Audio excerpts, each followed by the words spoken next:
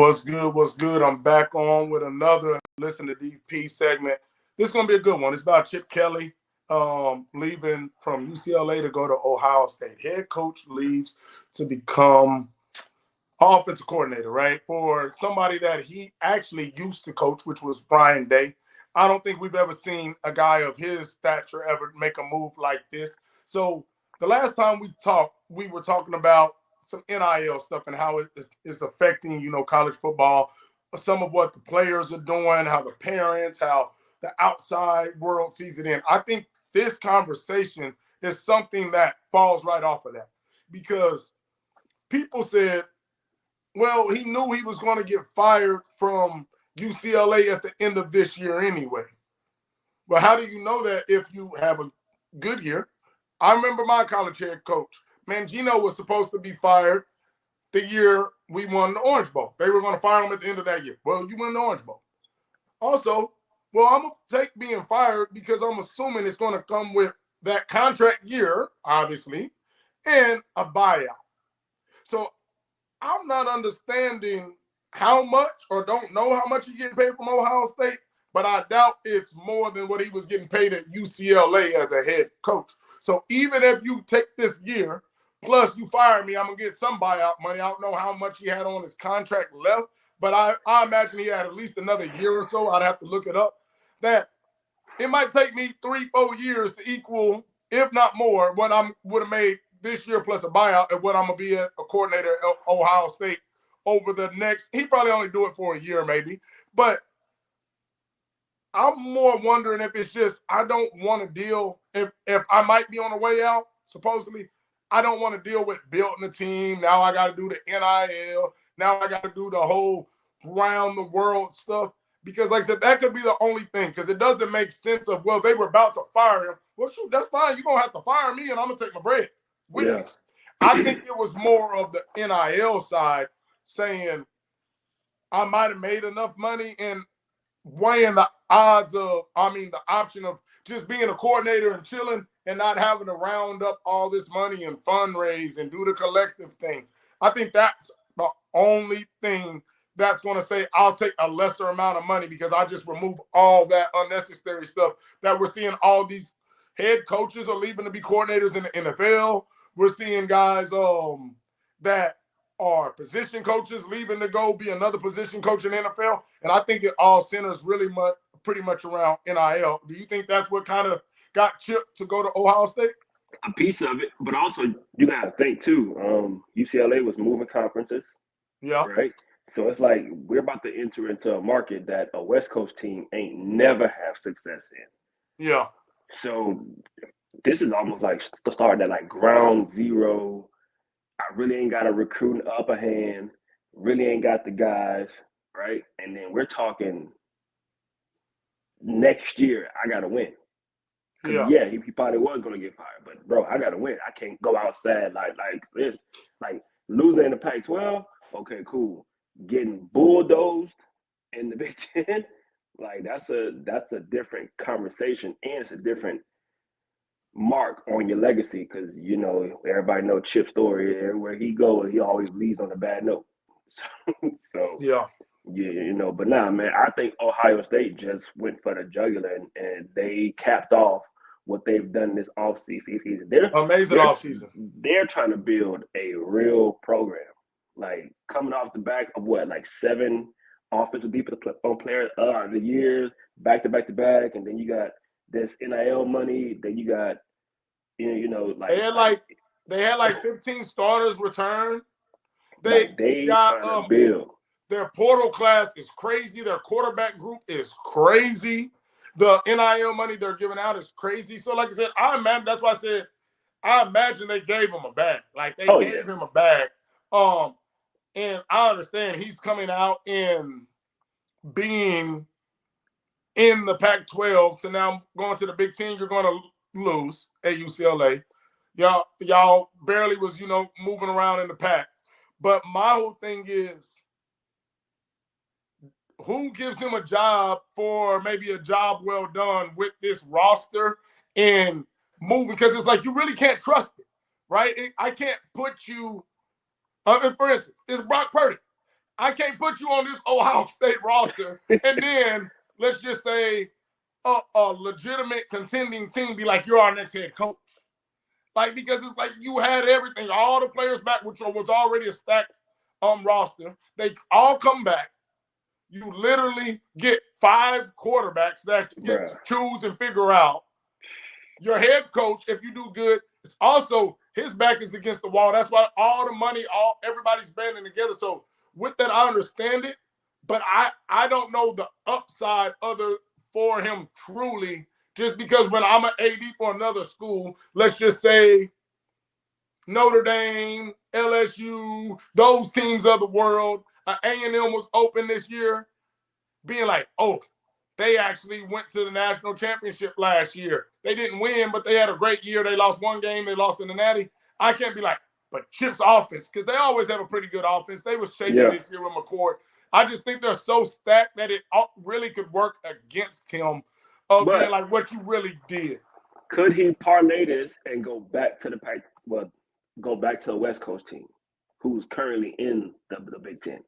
Could he use this time, learn the lay of the land, and then go back for a more structured deal? Because you talking about, I would rather come back to a situation after knowing what's out there than take my whole troops in there and get smoked and try to lick my wounds on a return. I definitely, like I said, I understand. Like I said, it's hard to say, like, because I got to go look at the contract and what he got, and hopefully, you know what I mean? Because all that makes sense as well. If I had next year was $7 million plus, you would have to buy me out for another 5. I got 12. Now I'm making $2 million at Ohio State. Like, there's a lot of that in there. But I don't think he goes back to another West Coast team in the pack. I mean, from the pack to go to the Big Ten, because there's really nobody that's going to compete in there. Yeah. Washington just got a guy, right? Oregon State's not in the Big Ten. They're in a smaller conference. Arizona State are the 2 teams who are just in the shit show right now. Yeah, so it's just like, I think that his best bet is to kind of get against some schools in the ACC, a Big 12 that really hadn't seen him, because now he's just been at Oregon. Everybody kind of knows him over there. Maybe if I take the show a little more east, I might, because like I said, I could see him going to a Big 12 school. I could see, you know what I mean, him doing an ACC school. I just don't see a real contender in the SEC or Big 10 being like Chip is our guy. And that's what I meant, like weighing out the odds. Now, if you want to go to a Big 12 or ACC, I could see a school like that in those conferences hiring you, right? You're big enough to get a good job or opening job. And I wouldn't say like Baylor would hire them or that they're good, but like if Chip Kelly puts his name in the hat at Baylor's guys, people are going to be like, we can get Chip Kelly at Baylor? But I don't think a lot of the SEC and Big Ten schools see him in that same light because, you know, they've competed against him and they've beaten him in coaches as good as him, have been all through those conferences. I think a Big 12 and an ACC look would be good for him, depending on guys moving around, which it ain't even got to be losing teams, right? Because a lot of these big schools are losing guys to the NFL now. Yeah. So these are schools where, you know, that can be winners, that the head coach is like, hey, I'm out. And you could get into some of those schools. But I think it's going to be interesting because Ohio State, him and Ryan Day, their reputation is on the line. Those 2 guys. Oh, yeah. Ryan Day doesn't beat Michigan this year, you probably fired. The only way he doesn't get fired if he loses to Michigan is if that was their only loss, one. Because and the thing about it is they have the easiest schedule. They only have to beat Oregon, right, which they should be able to do, and Michigan. Everybody else is cupcake on that schedule. So if they lose to Michigan, that can be their only loss. And then you got to at least, because now it's 4 rounds, you got to at least win round. If you don't get the bye, you got to win round 1 and 2 and get to at least to the semi, back to the Final Four. Anything other than the Final Four for Ryan Day, pretty much, because they should get a walk-in to the playoff. Yeah. I think he's gone. I think he's gone. Could you see him, and I know we in Dallas, so I'm going to tread lightly on this one. Could you see him at TCU or SMU? Chip or Ryan? Chip. I could see Chip Kelly at a TCU for sure. I could definitely see Chip at a TCU just because of they have shown success. They have shown that they're willing to try and make some moves to win. I think he doesn't want to go to SMU because that would be the same as I feel as a UCLA in the Big Ten, right? SMU just jumping into the ACC. Yeah. Like, the ACC isn't world beaters, but I don't want to be the small guy jumping way up, right? That's the D1 AA. Now, years down the line, I think they might be able to do something, but it would still only be year 2 in the ACC for them. Yeah. So that would be a very tough job. But the Big 12 being structured how it is and not having Texas and OU money in there, any school, Dion in Colorado, my KU boys, you got Utah, Arizona, any school that decides to put their foot down and inject some money and say, we're going to go get these guys out the portal, we're going to go pay for some of these guys, can immediately become that school in the Big 12. It's wide. It's probably the most wide open conference in a long, long time because everybody is right here. And all it takes is getting the right quarterback, getting the right, you know what I mean, coaches in place, and you can run that Big 12 for a while if you jump out fast, because then any kids going to the Big 12 will see them as the Alabama or Georgia of the Big 12. Yeah. That's what, like, when I seen he took that role, like, my first thought was like, yo, he got to be parlaying this for another job. Like, there's no way you make that move. Y'all was already going to the same conference anyway, so there has to be a forward thinking, like, okay, yeah, I'm coming here and I'm here for this season, and I'm in some other spot, because it'll be easier for me to leave as a coordinator. It'll be difficult for him to leave as a head guy. But if I was already on the hot seat and everybody was like, well, he was getting fired anyway, it kind of gives him an out too. Like, I was getting fired anyway. It's tapping out instead of getting knocked out. Yeah. The gracious tap out. Hey, he knocked me out. No, yeah, you tapped out. Yeah. I think he has an opportunity because Ohio State isn't like Bama in the case of they always have like an NFL or a head coach come there for a year and then. But in this case, they are the Bama with how stacked they are. And it's a one and done deal. Like, either we go here, I win, and I get the job I want, or we win, I get the job I want, or we don't do as good and I take a lesser job than I might have wanted to get. Like, for instance, that San Diego State job that Deion's boy just got. I feel like if they don't do what they're supposed to and perform at a high level, it would have been like that. They do perform. It's a TCU-ish or maybe a little higher job. And I'm talking about TCU in the good light of, yes, they didn't have a good year this year, but this is a new Big 12, a team that can compete in a conference, and he can immediately insert some things and have a chance to win a Big 12 type of conference. Yeah, I think that also plays into the recruiting thing too, right? Like, where is Chip known for recruiting from? Yeah. And that also plays into like who gets the job, because if it's like, okay, where does he have ties to, right? Like if he goes to a Big 12 team, what market are they bringing in? What kind of market share does he bring in? Yeah. Because it's like, Prime is gonna get Florida. You knew Brian Kelly was going to get, you already knew Brian Kelly was going to get all them northern kids. So it's kind of like, well, okay. But then it's like, okay, you bring in Chip. Where is he pulling from? What kind of wave you bringing in? And that's going to determine like what he get to. And then even with that, Chip Kelly isn't known. We know Chip Kelly for Oregon and what he did there. These kids don't even know no coaches at the schools currently. Right. So they really ain't checking for Chip like that. Yeah. Right? They're not thinking about LaMichael James and DeAnthony Thomas and all those guys that we've seen go through Oregon. They're not even thinking of Chip in that way in some of the greatest offenses we've seen. They just know, UCLA, they were mid. I don't want to play for them. These kids are looking for literally the clicks in the coaches that they know right now that are big name. And I think without Chip Kelly having a lot of success at UCLA, and that's because he didn't get the West Coast kids that he usually got. I think it'll be tough for him anywhere because if you can leave off the West Coast, and now I couldn't get him when I was on the West Coast. Now I'm off the West Coast. All the West Coast kids ain't coming to Texas, or what I mean. You're gonna have to, like I said, jump into a new bag, and it's gonna be tough to get some of them boys. I'll remind you of this. He said something a few weeks ago, a month or so ago, about football being separate. Yes. Right? That went crazy. Then I liked it. Then the Big Ten and the SEC formed this little union joint. The little alliance. So I can see this being part of the play too. Like, oh, okay, well, what's the idea, bro? And he's on a council now. He bows out. He's the last dying breed of the old coaches.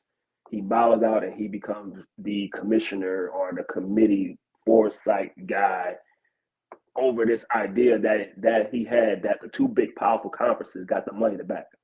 No, that's fire, and I agreed with it a lot because once again it goes back to what we talked on the last segment about people wanting 30,000 across the board. No, that's not how business is done. That's not fair to the best kids. Like I said, I'm not even talking about a kid that's just a starter. I don't want to make the same as the dude that never played one down. I'm not even going to talk bad about the soccer girls or the volleyball team or the tennis dudes or the golf guys. I'm talking about on my team. Yeah. I am the starting quarterback. I am not about to make the guy that literally was a scout team guy for 5 years or 6 years because he got COVID, got a COVID year and never played it down. So he went 48 at quarterback. Exactly. So if we go independent, those rules now change of how NIL works, how we can pay people, the conferences, how we move. And that made the most sense because you take out the Title IX stuff, you take out the governing body of just NCAA as a whole, we come up with our own set of rules for football. Because football, once again, literally messed up a lot of things for travel because basketball travels multiple times, baseball travels multiple times, softball. So you could be in California, have to go to Ohio State, Michigan, back to Cali, up to Penn State. Like, come on, bro. Like, so I think you made a big thing. Yeah, when you got to travel only on Fridays, that's not bad. Right. But when you're traveling multiple times throughout the week in a large conference and it's like this, that's very tough on those other sports. And it would make sense for them to get back to more regional conferences. Yeah. In football, you can do whatever. I don't care if it's Florida, New York team, and a Cali team. If we're only traveling on Fridays, that's easy. By the time to travel, you don't got a lot of lag. Easy work.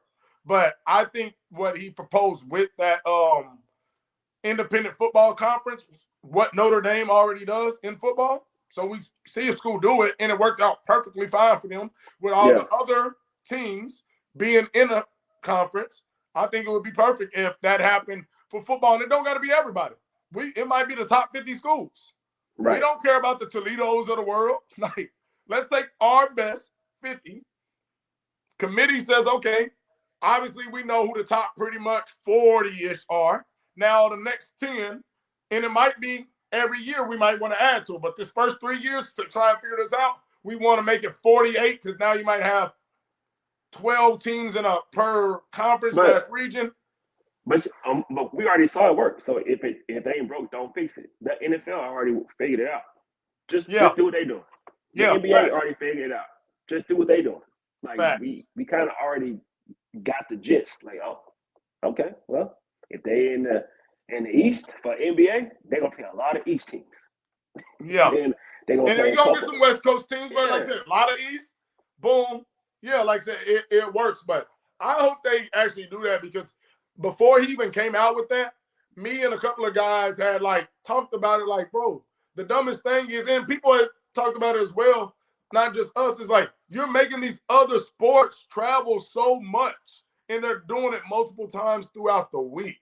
Where compared to football is only doing it one time. So I think they're eventually going to figure that out because the alliance was not formed to break away from the NCAA. That's what they put out. Stop capping. Then why wasn't the Big 12, the ACC, and everybody else included in the alliance, if it's to help the NCAA, all the conferences should get a person in there. Yeah. The big two that control everything's in there because they're going to be like, hey, KU, Colorado, they're going to start picking the favorite teams out of the other conferences. That'll be like, bet. But they don't want everybody to know it once because then we don't get to set it like we do. So it's going to be interesting to see how everything goes. But I thought that was a crazy move that we had never seen before. Yeah. And not just a head coach, but a Chip Kelly level head coach stepping down before being fired to go in conference to another team to be a coordinator. To be a coordinator. Like I would even see if he was like an analyst where you like, oh, he's just pretty much done. He's helping because I would if he was just an analyst, I would be like, oh, he coached Ryan Day. He's just trying to help Ryan get a natty, but he's trying to do it the easiest way possible. He ain't coaching nothing. What you need, Ryan? Hey, let's do this versus Michigan this year. Let's tag team, but you still coaching. You just don't got all the responsibility. So if he would have took just an analyst and a second hand to the man, because I actually saw that happen with my boy GJ Kinney. Coach Bailiff came down, who was at Rice and A&M Commerce. He came down like as a special assistant at Texas State to my guy GJ. Basically, I can help mentor you, and I can do it basically on my own time. Give me about 150, and I'm going to tell you I probably wouldn't run that play versus this team and can be another set of eyes for you. But Chip is actually like setting up another move. I'm in there, yeah. He's in it, man. But it did open the door for UCLA to kind of get a new facelift in this new era of college sports. So, bringing in alum, right? The guy who's like in touch with the people. Because I saw the video when they announced him. And all boys went crazy. Crazy. So that lets you know already, he already has the pulse of the team. He looks the part. He got the skill set. This is a new day and age, man. And it's like, this is the new wave. League pedigree, like I said, a guy that's been there. And players can't fake that emotion with their coach.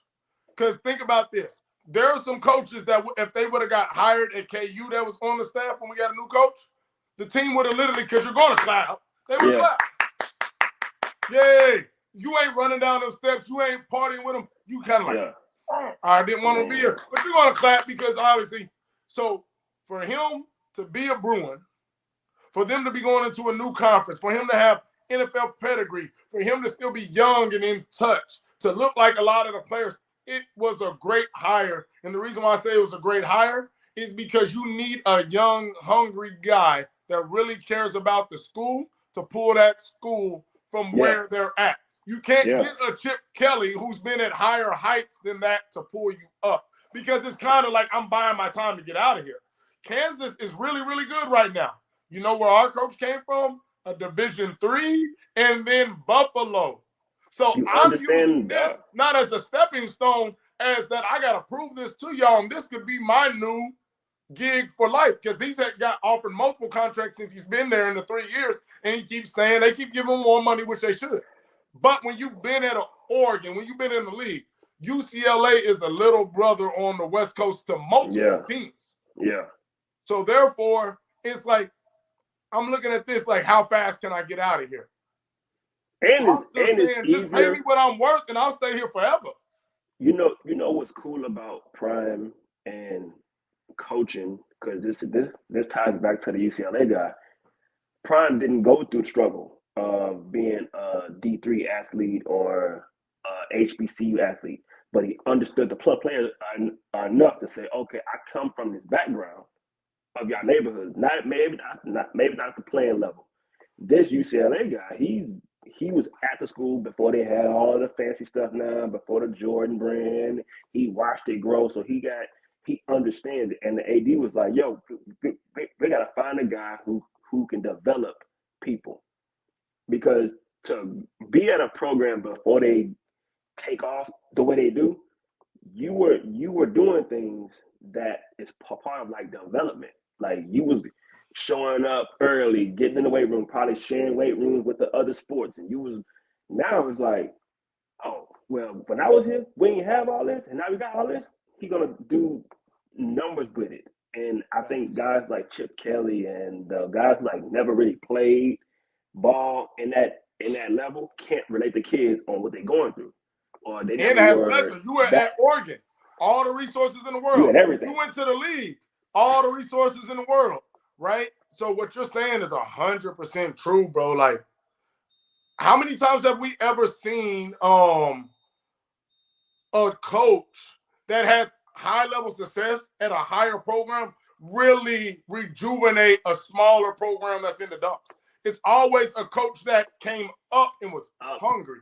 Because it's kind of like, bro, you think about it. You're spoiled. You're looking, you're like, at Oregon, I would have just got this kid. Yeah. Dang, now we only can fit 5 guys in a cold tub instead of having a whole Olympic-sized pool to do. Like, you know what I mean? You start seeing all the flaws. Whereas Foster's like, wow, look at all the upgrades since I've been here. And the fact that he was running backs coach. You know, like I know, the running backs coach really don't coach a position. They're either with the linemen or they're with the receivers. They're like that floating. They're coach. fluid. They're fluid. So people literally didn't believe me when I was sure, because I was talking about something. But a lot of people wanted to argue with me. I was like, y'all don't realize the running back position is the easiest position to coach on the field. I was like, if you go look at a lot of guys that are good recruiters, there'll be running backs coaches because they literally can spend more time recruiting, but we wanted you on a staff to recruit, but there really wasn't like, you're really, let's say, a tight ends guy, but the tight ends job, we like our guy right there. Shoot, just go be a running back guy. You're a receivers coach. Dang, we got a good wide receiver coach. Just go be a running back. You don't just see guys that go get thrown in at wide receiver. You don't just go see guys go thrown in at linemen as coaches. As that running back coach, you can have been a safety, a quarterback, a receiver, a tight end, and even literally an offensive lineman and go be a college running back coach. People don't really understand that. And that's because you learn the blocking scheme, you learn the route tree. Mm-hmm. That's literally what you're doing the whole day. So if I'm like, all right, well, I can go recruit. I can look at the boards. I can look at who coming in, host some recruits, because I got more fluid time in practice because each period we're going to either be running routes or doing the blocking schemes. Yep.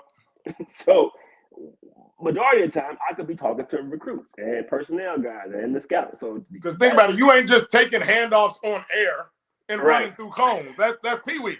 Yeah. You're literally connected with the lineman, and the lineman coach is being like, okay, the lineman coach ain't there coaching them. Hey, when we go here, you got to be right here. And then the running back coach be like, yeah, slide to the left. make us right, bro. Make us right. That's what I always say, make us right. And it's like, all right, well, yeah. Always had a cool running back coach when I was at KU. I had 3 different ones with the staffs. And the running back coach used to always just be so chill. Everybody else stressed out. Running come back, coach be like. But that's what you say, bro. Like I think he's going to be a good hire. People really look at it and say, "Oh, that's a gamble on the hiring." But I'm like, dude, this is the perfect person because if you see what's happening, the head coach really isn't the person who's calling the plays. He needs to be the one that's facilitating and knowing how the team needs to run.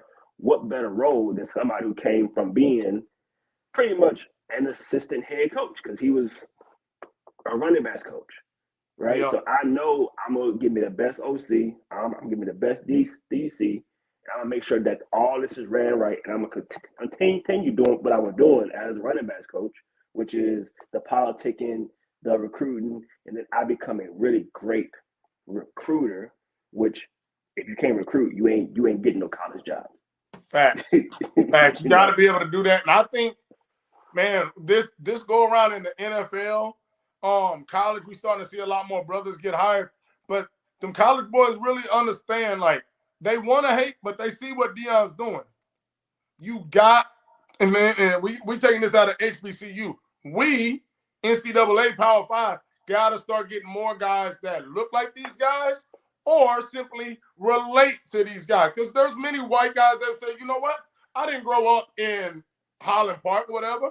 I'm not going to be able to tell you what it feels like to be you, but I can relate to you because I went to school with a lot of people that look like you. So it don't got to be a brother. But you can't be getting at a lot of these schools because we're on the West Coast in California. A lot of these boys literally coming from gang banging or their friends was doing that. You can't be going and getting Chip Kellys of the world. I never believed that you could do that. I think, to be honest, Brian Kelly, actually, they didn't do amazing this year. They did good, but the year before they did good as well. Actually has performed better than I thought he would at LSU. I didn't know how he would fit in that culture. I was like, man, how do Louisiana boys? And he seemed to have done a pretty good job and got a decent hold on the school. But the only thing I want to do now is see what he do this year. Because you take a guy away that can run and pass as good as Daniels was able to do this year, makes everything look better. Because that defense, you don't have Jaden Daniels, you're literally 4-8. Yeah. So I want to see this year what he does, because when you take away Jaden Daniels and all the mistakes he made up for, the games they were losing, they were giving up 62 points. Games they were winning, they were giving up 54 points. So I want to see what he does, but I know a lot of these coaches are understanding all that old school way. Nick Saban, he wasn't cussing that. He cussed them coaches out, but he's a lot more lenient on them players on the sideline at the end of his career. I'll tell you that much. You gotta be. And I give him credit for that because he changed with every change that needed to be made. Yeah. And when I couldn't, I'm gone. I'm out. Yeah, I'm bow out. But this is just where the college space is going, bro. I don't think it's even just about having like you mentioned, just having a black coach. It's really about having a coach who understands what these kids are trying to accomplish. Bro, they don't. A lot of these boys are going to a team and their team can suck, but they came there for something and they got it out. And just because y'all winning championships, I know a lot of dudes went to Bama who hated their time. They got rings, but they were like, most people hate Bama. That's the Army. yes. So it's like, yeah, you can flash the rings at them, but it's not really important at all, right? Like you gotta know how to like pretty much sell. You gotta know what the pain points are to even get a kid to come to your school. It ain't no, oh yeah, Jackie Robinson played here too. Who cares? These kids don't care about none of that old stuff. Like I said, their attention span is this small and their memory only goes back to 2 years prior. So you tell me anything about 3 years and before, I don't even care about it. They don't care even who was the coldest Heisman 3-5 years ago at their school. I just care about what have you done the last 2 years at this school. My boy jumped out of there. We'll see if he jumped back in here. We'll give him a couple more seconds. If not, y'all make sure y'all like, subscribe, follow us on Twitter, X/Twitter is DP2Nice. YouTube is DP2Nice. IG is DP2Nice. And then the 2 Facebook channels are Damon Patterson, and then we have the Raw Power Team. And we gonna end it there. We was getting it in, man, but y'all get the gist, bro. Chip Kelly jumped ship, but I think it's for a big play. We'll just have to see how they do and how that pans out. We out.